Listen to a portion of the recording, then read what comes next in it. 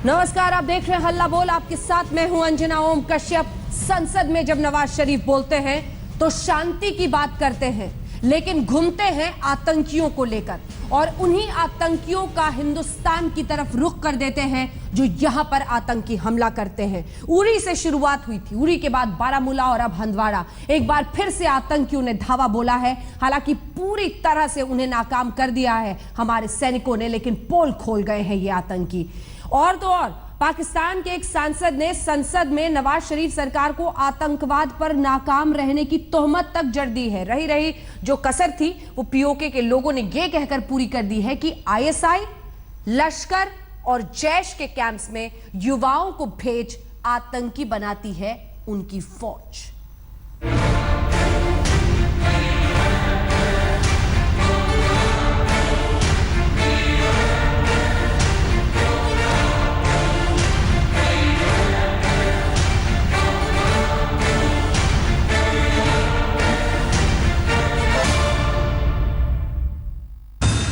भारत के खिलाफ पाकिस्तान की आतंक नीति और नापाक नियत का ये सबसे ताजा सबूत है। सबूत एक नहीं, पूरे 25। जम्मू कश्मीर के हंदवाड़ा में सेना ने मुठभेड़ में 3 पाकिस्तानी आतंकियों को छलनी कर दिया और दहशतगर्दों के पास आतंक का जो जखीरा मिला है वो पाकिस्तान को न सिर्फ फिर से कटघरे में खड़ा कर रहा है बल्कि उसे दोषी भी साबित कर रहा है। 3 AK-47 राइफल, करीब दर्जन भर मैगजीन, सैकड़ों कारतूस, सेना की वर्दी वाली जैकेट और ड्राई फ्रूट समेत दवाएं और डायरी और हर सामान पर ठप्पा मेड इन पाकिस्तान का। इन टेररिस्ट के पास से भारी मात्रा में हथियार और गोला बारूद बरामद हुआ है। The medicines which have been recovered by all 3 terrorists, they have Pakistani marking on them. This ascertains that all 3 terrorists were Pakistani terrorists. मुंह में शांति और बगल में आतंकी। पाक संसद में बुधवार को प्रधानमंत्री नवाज शरीफ के इन बयानों ने नए जुमले को जन्म दिया है। संसद में नवाज अमन पसंद होने का वादा करते हैं, लेकिन उसी वक्त उनके देश के आतंकी हिंदुस्तान को लहूलुहान करने के लिए यहाँ मेड इन पाकिस्तान राइफल से मेड इन पाकिस्तान गोलियां बरसाते हैं। इसके अलावा पीओके ने भी पाकिस्तान की आतंक और दमन नीति की पोल खोल दी है। वहां के लोगों ने दुनिया को बताया पाक आतंकी कैंपों के नाम, ये भी कहा कि लश्कर और जैश में युवाओं को भेजकर आईएसआई उन्हें आतंकी बना रही है।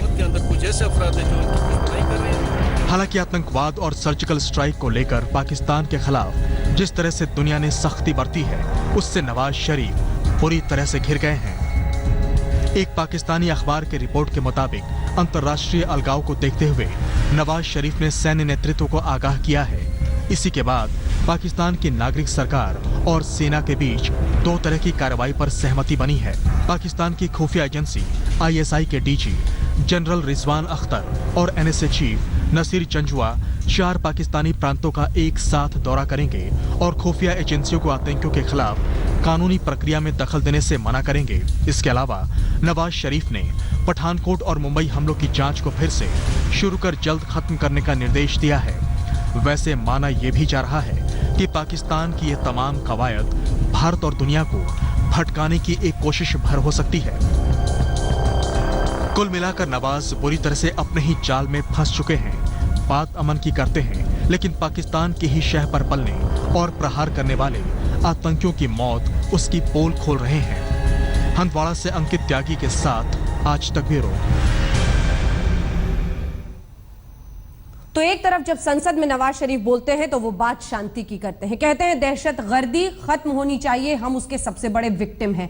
लेकिन वही पाकिस्तान के नवाज शरीफ आज सामने क्यों नहीं आते जब एक एक हथियार, एक एक सबूत साफ बताते हैं कि ये आतंकी पाकिस्तान के थे, उसी फैक्ट्री के थे जिसका नाम पाकिस्तान है। कई खास मेहमान हमारे साथ इस पूरी चर्चा में जुड़ रहे हैं। सुधांशु त्रिवेदी जी, राष्ट्रीय प्रवक्ता भारतीय जनता पार्टी के, हमारे साथ जुड़ गए हैं।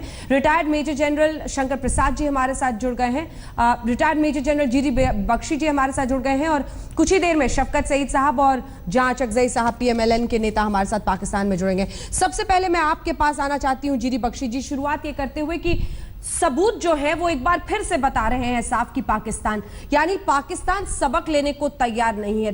वो पुराना रवैया है, लेकिन एक बार फिर से क्या कुछ करने की जरूरत है, क्योंकि बीते दिन ही जॉइंट सेशन में नवाज शरीफ बात कर रहे थे दहशतगर्दी के हम सबसे बड़े विक्टिम हैं। अब डर कर उन्होंने अपने राहिल शरीफ साहब को कहा है कि कुछ करिए, आतंकियों को रोकिए, नहीं तो हमारी तो बहुत लेने की देनी पड़ रही है विश्व में। बख्शी साहब,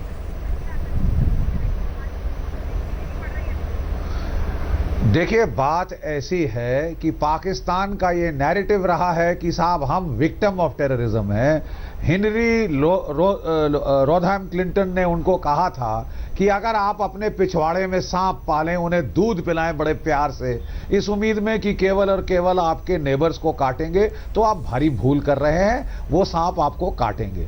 इन्होंने सांपों में भी दो कैटेगरी कर रखी हैं, जो भारत के खिलाफ पाल के रखे हैं, जो इनकी बात मानते हैं, वो तो साहब इनके फेवरेट्स हैं, आईएसआई के, डीप स्टेट के, और जो पाकिस्तान की फौज के खिलाफ और पाकिस्तान की सरकार के खिलाफ कार्रवाई कर रहे हैं, वो इन्होंने दुश्मन करार किए हैं। तो ये दो तरफा तो मामला नहीं चलेगा।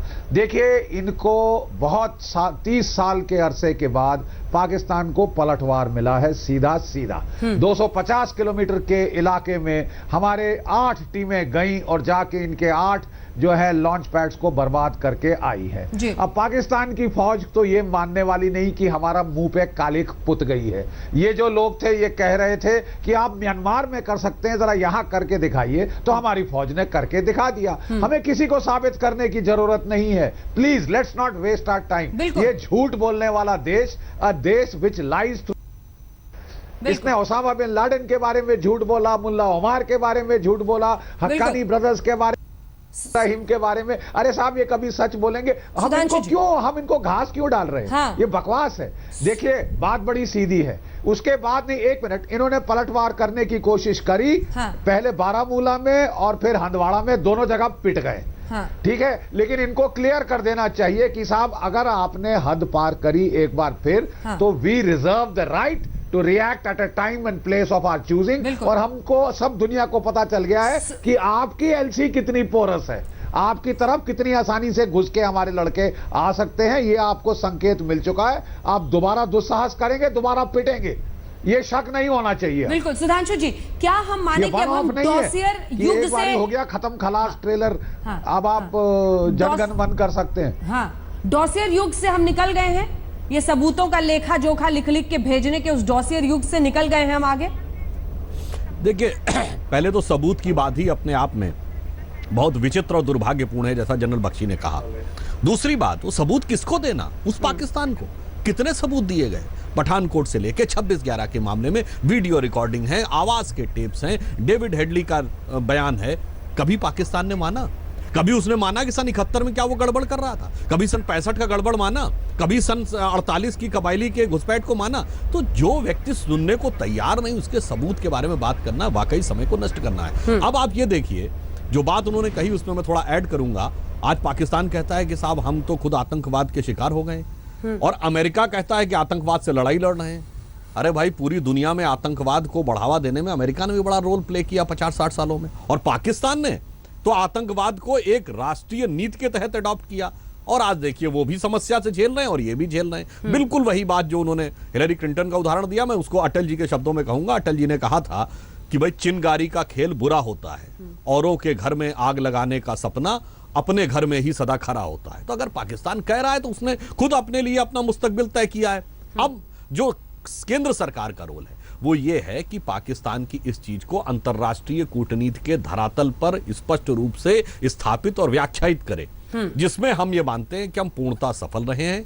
आज स्थिति यह है कि अंतर्राष्ट्रीय कूटनीति में कुछ हद तक चीन को छोड़ दिया जाए तो कोई भी देश पाकिस्तान के साथ नहीं खड़ा है। अमेरिका उसकी आलोचना कर रहा है, सऊदी अरब और यूनाइटेड अरब अमीरात जैसे देश भी उसके साथ नहीं खड़े हैं। सार्क के दोनों बड़े मुस्लिम कंट्री अफगानिस्तान और बांग्लादेश उसके खिलाफ हैं। सार्क समिट खत्म हो चुकी है। तो मुझे लगता है अंतर्राष्ट्रीय कूटनीति में जितना दबाव पाकिस्तान इस समय महसूस कर रहा है आतंकवाद के मुद्दे पे, उतना हाल के वर्षों में कभी नहीं अनुभव। शंकर प्रसाद जी, मैं इसी से अपना अगला सवाल आपके पास लेकर आना चाहती हूं। क्या ये सिर्फ एक ड्रामा है, एक ट्रिक है विश्व को मूर्ख बनाने के लिए, जो कि पाकिस्तान बड़ी आसानी से कर भी लेता है, लेकिन इस बार वो घिर गए हैं?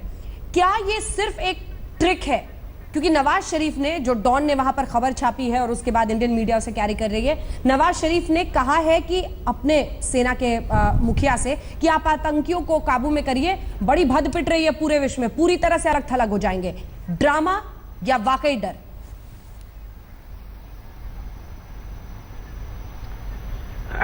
देखिए, कहानी इससे कहीं आगे बढ़ चुकी है। ये तो अब डिबेट का मुद्दा ही नहीं रहा, ये कहानी बहुत आगे निकल चुकी है। और ये बाकी जो बातें हुई हैं सब अब पुरानी हो गई, हिस्टोरिकल हो गई। आज भारत ने फैसला कर लिया है, भारत ने फैसला किया है कि हमको आतंकवाद को डिफीट करना है, और इसका एक लॉन्ग टर्म स्ट्रेटेजिक पर्सपेक्टिव बन रहा है, एक शॉर्ट टर्म टैक्टिकल पर्सपेक्टिव बन रहा है। अब तो भारत टेररिज्म को खत्म करके ही रहेगा। ये बेकार की बातें हो गई अब जो पिछले इतने दिनों से चल रही है कि इसका प्रूफ दीजिए, ये टेररिस्ट को पालते हैं, फलाना करते हैं, ये करते हैं, बहुत आगे निकल चुकी है बात। अब तो ये देखना है कि हमारी रणनीति क्या है और उनकी रणनीति क्या है। भारत सेना की रणनीति, भारत सरकार की रणनीति एक है कि इस टेररिज्म को बंद करना है। इस टेररिज्म को पहले फेज में बंद करेंगे टेररिस्ट लेवल पर, जैसे कि अभी एक सर्जिकल स्ट्राइक में हुआ। जरूरत पड़ेगी तो और भी इसमें आगे किसी किस्म के एक्शन होंगे, चाहे सर्जिकल स्ट्राइक हो चाहे कुछ और हो, वो आगे चल के समय बताएगा। और दूसरा, इनकी पाकिस्तान आर्मी जो इस चीज को बढ़ोतरी देती है उसको भी टैकल करने के लिए एक तजवीज बन रही है, और मैं समझता हूं वो भी कुछ दिन में नजर आनी शुरू हो जाएगी। तो ये बातें अब खत्म हो चुकी हैं, सिनेमा बहुत आगे निकल चुका है, स्टोरी आगे निकल चुकी है। इस समय ये इस पहलू पे हम खड़े हैं कि हमें टेररिज्म खत्म करना है। और पाकिस्तान क्या करेगा इसके रिस्पांस में, वो आप देख रही हैं। कभी उरी करेगा, कभी हंडवारा करेगा, कभी बारामूला करेगा, कभी कुछ और करेगा, कभी ये बात नहीं आएगा। ये जो आदमी मरवा रहा है रोज कश्मीर में, जैसे आज हंडवारा में 3 मरे, उसको क्या फर्क पड़ता है? उसको तो ही कुडंट केयरलेस, वो तो मरने के लिए ही भेजता है इनको, वो तो उनको भर्ती मरने के लिए करता है। 1-2 लाख रुपए दे देगा उनकी फैमिली को, मसला खत्म। कौन मरा कौन नहीं मरा तो टोटल तक नहीं रखता वो, किसकी फैमिली मरी किसकी नहीं मरी उसका कोई उसको वो परेशानी नहीं है। जो अपने सैनिकों की चिंता नहीं करता। सिविल गवर्नमेंट है वो तो कुछ और सोचती है, मिलिट्री कुछ और सोचती है, मिलिट्री की स्ट्रैटेजी तो कुछ और चल रही है। तो हमें इस समय इन बातों को छोड़ के केवल इस पर ध्यान देना चाहिए कि हम टेररिज्म को किस तरह समाप्त करेंगे, और अगर समाप्त नहीं होता है तो इसकी दूसरी हमारी हरकत किस तरह बढ़ रही है, और उनकी पाकिस्तान आर्मी को किस तरह से लेसन सिखाया जाएगा जब समय आएगा। और समय कब आएगा वो सरकार बताएगी, हम और आप टेलीविजन पे बता नहीं सकते। ठीक है जीडी बख्शी साहब, जो सवाल मैंने दरअसल शंकर प्रसाद जी से पूछा था, एक रिएक्शन मैं आपसे भी चाहती हूँ। ये जो फ्लोट किया जा रहा है कि नवाज शरीफ ने कह दिया राहिल शरीफ से कि आतंकियों को पकड़िए वरना बहुत अलग थलग हो रहे हैं पूरे विश्व में, ये क्या है? स्ट्रैटेजी का हिस्सा उनकी तरफ से ये क्या है, या फिर सिर्फ एक ड्रामा है?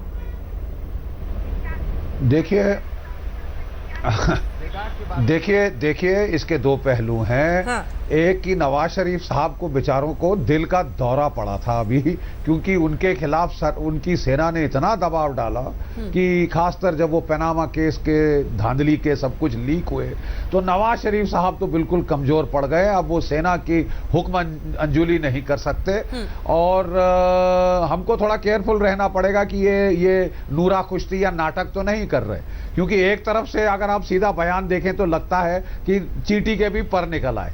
नवाज शरीफ साहब में इतनी हिम्मत आ गई है फौज के पिटने के बाद सर्जिकल स्ट्राइक में कि वो अब फौज को बोल रहे हैं कि कुछ करो और कुछ ये करो। लेकिन मैं समझता हूं ये नूरा कुश्ती है, ये सब एक पेज पे है। और हमारे देश में ये जो है कि हम फर्क डाल रहे हैं, सिविल एस्टैब्लिशमेंट, फौजी एस्टैब्लिशमेंट, ये सब एक ही दाल के चट्टे कत्थे हैं। ये सीधे नहीं मानेंगे। जो इनके साथ किया गया है बिल्कुल दुरुस्त किया गया है, देर आए दुरुस्त आए। और मैं कह रहा हूं कि हमारे देश में एक ये शांति की ब्रिगेड है, कैंडल लाइट ब्रिगेड, जो अभी भी जिनकी जान मरी जा रही है कि साहब पीस टॉक करिए। सीताराम येचुरी साहब कह रहे थे पीस टॉक दोबारा करिए, क्यों करें, किससे करें, और ये कोई बात सुनने वाले हैं? मैं सीधा सीधा कह रहा हूं कि अब भारत का सब्र का बांध टूट चुका है, हमारे बर्दाश्त की सीमा रेखा पार हो चुकी है। पाकिस्तान को समझ आ जाए तो ठीक है, नहीं समझ आता तो they will get more of the same and more, much more. ठीक है साहब, इनको अगर इनके ये फिर कोई दुस्साहस करते हैं उड़ी जैसा, इनको पलटवार दुगना तिगना चौगना मिलेगा, हर बार मिलेगा। और अगर ये एस्केलेट करना चाहते हैं सो बी इट। ये फौज जो है ये देश नहीं रहेगा। हम आपको बता रहे हैं ये बेकार की चुनौती मत दे हमको। गीदड़ भभकी न्यूक्लियर बमों की हमने सुनी थी, 10 दिन हो गए हैं आज वो हमारे सर्जिकल स्ट्राइक के। कितने बम दिल्ली पे गिरे हैं, कितने बम मुंबई पे गिरे हैं। चीन आ जाएगा, चीन आ जाएगा। कहां चीन की सेना दिखाई दे रही है? अरे साहब, चीन जो है दक्षिण चाइना सी में बुरी तरह इन्वॉल्व है। वो नहीं चाहता कि द टेल शुड वैग द डॉग, यानी दुम कुत्ते को नहीं हिला सकती, कुत्ता तुमको हिला सकता है। पाकिस्तान चीन की दुम है, और वो दुम अगर चाहे जबरदस्ती लड़ाई थोपे चीन पे तो ये नहीं होगा, चीन नहीं मानेगा। वो छोटा भाई नहीं, वो बड़ा भाई है। तो ये हमारे देश में डराने वाले, ये फालतू पाकिस्तान की भभकियों के आगे लाउड स्पीकर लगाने वाले, ये इन्होंने 30 साल इस देश का नुकसान किया है। मुंह में शांति लेकिन बगल में आतंकी, ये पुराना रवैया रहा है। और एक बार फिर से हंदवाड़ा के सबूत ये चीख चीख कर कह रहे हैं कि आतंकी न सिर्फ पाकिस्तानी थे बल्कि वही पाकिस्तान जो अभी तक दहशतगर्दी, बीते दिन हमने नवाज शरीफ को सुना था, जॉइंट सेशन को एड्रेस कर रहे थे, कह रहे थे दहशतगर्दी के हम विक्टिम हैं, हम चाहते हैं शांति हो। शांति क्या इन्हीं आतंकियों को भेजकर आएगी? आपको दिखाते हैं हमारे सहयोगी, सभी खास मेहमान हमारे साथ बने हुए हैं। हमारे सहयोगी अंकित त्यागी ने एक एक सबूत को अपने हाथ में उठाया और अब हिंदुस्तान से लेकर पाकिस्तान तक देख ले पाकिस्तान का सच।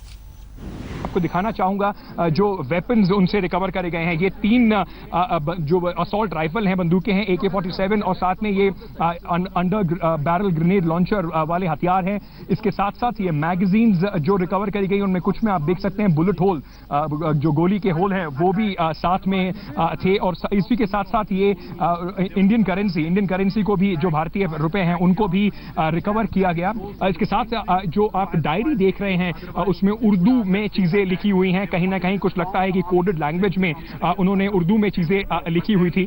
और अब इसके साथ आप देख सकते हैं कि किस तरीके से ये जो यहाँ पर उनके जो मैप्स और बाकी चीजों को भारतीय फौज ने रिकवर किया है। इस तरीके के जो पाकिस्तान मार्किंग वाली चीजें रिकवर करी हैं, उससे बिल्कुल साफ होता है कि ये 3 फिदाइन जो थे वो अक्रॉस द बॉर्डर पाकिस्तान से आए थे और कोशिश एक बार फिर उरी की तरह एक बड़ा हमला करने की थी कैंप के अंदर घुस के, जिसको भारतीय फौज जो बिल्कुल तैनात है 29 की तारीख की सर्जिकल स्ट्राइक के बाद उन्होंने विफल करा और इन तीनों पाकिस्तानी आतंकवादियों को मार गिराया। तारिक पीरजादा साहब हमारे साथ फोन लाइन पर इस वक्त जुड़ गए हैं। तारिक पीरजादा साहब, एक एक सबूत और ये आतंकी जो आए थे सब कह रहे हैं कि एक बार फिर पाकिस्तान का हाथ है। सच इससे आगे बोलने की जरूरत वैसे तो है नहीं। मुझे ये भी पता है कि आप जवाब क्या देंगे, मुझे सर ये भी पता है कि आप क्या जवाब देंगे। एक सेकेंड, आज हमारे सेक्रेटरी खारजा एजाज चौधरी ने कहा है कि इस वक्त भारत की जेलों में कुछ 450 पाकिस्तानी कैदी हैं और भारत का तरीकेकार ये है किसी भी कैदी को, नामालूम को उठाकर वो आतंकवाद कहता है और सरहद पार से आया हुआ दहशतगर्द कहता है और वहां पर असला रख दिया जाता है। और ये वो पॉलिसी है जिसके जरिए आप पाकिस्तान को बदनाम कर रहे हैं और कश्मीर में जो आज़ादी की तहरीक है उसको पीछे फंसे कुछ डालने की कोशिश कर रहे हैं। लेकिन आपको मालूम होना चाहिए कि ये पुराना खेल है जो भारत खेल रहा है। अभी जीडी बख्शी साहब, जी सर, दुनिया समझ चुकी है। जी सर, जीडी बख्शी साहब, ये जो दिन में देखने वाला जो सपना इन्होंने अभी बताया है, इसका क्या काट है? साहब देखिए जी, ये हद की बात है कि पाकिस्तान यहां राग अलाप रहा है कि साहब हमने कश्मीर में कर्फ्यू लगाया, इतने दिन कर्फ्यू लगाया। हमने तो कर्फ्यू लगाया कि बच्चे बच जाएं, किसी को चोट ना लगे सिविलियन को। आपने तो पिछले 25 साल से जेनोसाइड किया है, जेनोसाइड तारिक पीरजादा साहब, और आप पागल की तरह उसके बाद हंसना शुरू हो जाते हैं। नहीं, मैं आपको क्या कह रहा हूँ पीरजादा साहब, आप और कुछ भी करिए, आप अपनी दिमागी हालात ठीक करा लीजिए। प्लीज आप डॉक्टर को देखिए, आप कहते हैं ये जो हंसना है ना आपका, ये आपकी हंसी से हमको बड़ा शक पड़ता है कि आपकी दिमागी हालात पतली हो गई। फौज में आप हंसते हैं पागल की तरह। आप प्लीज अपने आप को थोड़ा कंट्रोल करिए, थोड़ा कंट्रोल, थोड़ा प्लीज कंट्रोल, थोड़ा कंट्रोल। आप बड़े परेशान हो चुके हैं, थोड़ा कंट्रोल। आप ये पागलपने की हंसी मत हंसिए। कह रहे हैं बच्चों को बचाने के लिए आपकी तबीयत के बारे में हमको बड़ा फिक्र पड़ जाता है। मैं आपको आपकी तबीयत के बारे में हमें फिक्र पड़ जाता है। अब आपकी तमाम अब आप अगर सीरियस बात कर रहे हैं तो सीरियस बात करिए। हिंदुस्तान के हाथ अगर आपको हंसना है, आजादी की तहरीक अगर आपको हंसना है तो आप कॉमेडी शो जाइए। अरे ये कॉमेडी शो नहीं है पीरजादा साहब। कॉमेडी शो तो आप this is not a comedy show. किसी को दुनिया में मत कहिएगा कि कर्फ्यू कॉमेडी बच्चों शो को नहीं बचाने है। के लिए लगाया जाता है। कभी दोबारा ये मत कहिएगा। Can we come back to the main issue of the debate? We are wasting time. लोग आप मत कहिएगा कि Can we come back to the main point? Can I come in, please? कर रहे हैं लोगों की, आप शंकर जन सेवा कर रहे हैं बलूचिस्तान में। शंकर प्रसाद जी कुछ बोलना चाह रहे हैं। शंकर प्रसाद जी, उसके बाद आ Anjana रही ji, can we Sudhanshu get back to the issue of the बिल्कुल। debate? शंकर प्रसाद जी वापस आइए। हाँ, देखिए पीरजादा साहब ये बातें छोड़ दीजिए। अब एक बात को समझ लीजिए, चाहे कश्मीर में कुछ हो रहा है, चाहे गुजरात में हो रहा है, चाहे बंगाल में हो रहा है, वो हमारे देश में उसको निपट लेंगे। आप एक बात समझ लीजिए, भारत ने अब ठान ली है कि ये टेररिज्म जो पाकिस्तान से हो रहा है इसको नष्ट करना है। हमने आपसे छुड़ाना अरे एक मिनट सुन लो, सुन लीजिए, प्लीज सुन लीजिए, प्लीज सुन लीजिए, प्लीज सुन लीजिए, सुन लीजिए, प्लीज सुन लीजिए पीरजादा साहब। अरे मैं तो आराम से बोल रहा हूँ आपसे। I am not casting any expression on you, I am not casting any expression, I am talking to you nicely, please listen to my view. नहीं, आई एम नॉट लिसन, आपके बारे में मैं कुछ नहीं कह रहा। उस पर बात करें। आप एक मिनट जरा सुन तो लीजिए मेरी बात।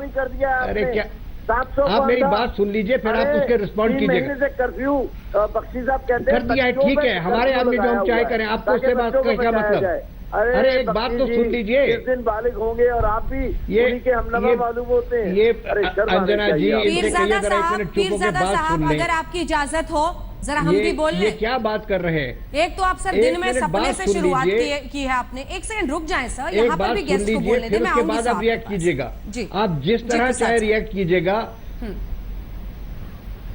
पीरजादा साहब एक बात पूरी सुन लें, मैं लंबी बात नहीं बोलूंगा, उसके बाद आप जितनी देर चाहे बोलते रहिए।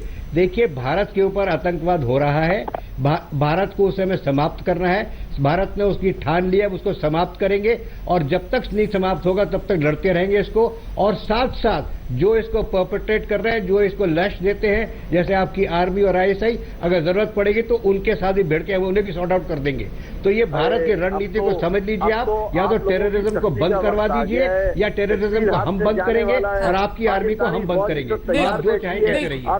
बिल्कुल। एक सेकंड तारिक साहब, एक सेकंड रुकिए।